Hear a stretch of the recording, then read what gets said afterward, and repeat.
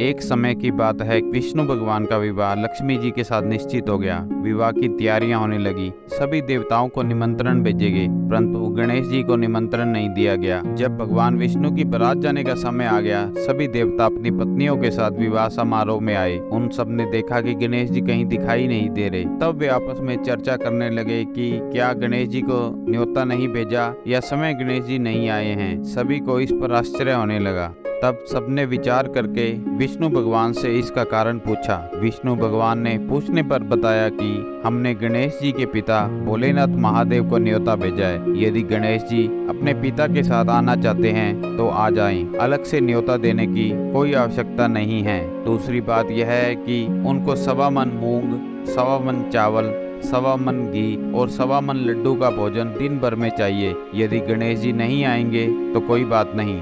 दूसरों के घर जाकर इतना सारा खाना पीना अच्छा नहीं लगता। इतनी वार्ता कर ही रहे थे कि किसी ने सुझाव दिया, यदि गणेश जी आ भी जाएं तो उनको द्वारपाल बनाकर बिठा देंगे कि आप घर का ध्यान रखना।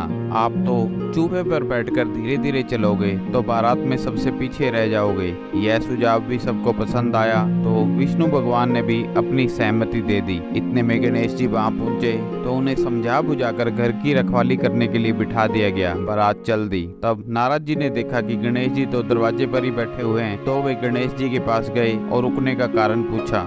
गणेश जी कहने लगे कि विष्णु भगवान ने मेरा बहुत अपमान किया है। तब नारद जी ने कहा कि आप अपनी मूषक सेना को भेज दें तो वह रास्ता खोद देगी, जिससे उनके वाहन धरती में धंस जाएंगे। तब आपको सम्मान पूर्वक बुलाना पड़ेगा। तब गणेश जी ने अपनी मूषक सेना जल्दी से आगे भेज दी और मूषक सेना ने जमीन पोली कर दी। जब बारात वहां से निकली तो रथों के पहिए धरती में धंस गए। सबने लाख कोशिश करी परंतु पहिए नहीं निकले। सभी ने अपने अपने उपाय किए परंतु पहिए तो नहीं निकले, बल्कि जगह जगह से टूट भी गए। किसी को समझ में नहीं आ रहा था कि अब क्या किया जाए। तब नारद जी ने कहा, आप लोगों ने गणेश जी का अपमान करके अच्छा नहीं किया। यदि उन्हें मनाकर लाया जाए तो आपका कार्य सिद्ध हो सकता है और यह संकट टल सकता है। शंकर भगवान ने अपने दूत नंदी को भेजा और वे गणेश जी को लेकर आए। गणेश जी का आदर सम्मान के साथ पूजन किया। तब कहीं रथ के पहिए निकल आए, लेकिन रथ के पहिए तो निकल आए लेकिन वे बहुत टूट फूट गए। तो उन्हें सुधारे कौन? पास के खेत में एक हाथी काम कर रहा था, उसे बुलाया गया। हाथी अपना काम करने से पहले श्री गणेशाय नमः कहकर गणेश जी की वंदना मन ही मन करने लगा। देखते ही देखते हाथी ने सभी पहियों को ठीक कर दिया।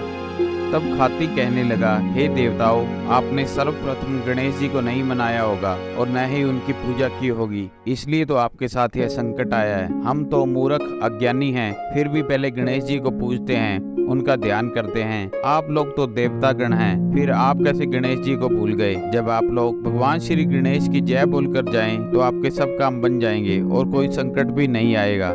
ऐसा कहते ही बारात वहां से चल दी और विष्णु भगवान का लक्ष्मी जी के साथ विवाह संपन्न करा के सभी सकुशल घर लौट आए। हे गणेश जी महाराज, आपने विष्णु जी को जैसे कारज सारियो, ऐसा कारज सबको सिद्ध करके दो। बोलो गजानन महाराज की जय।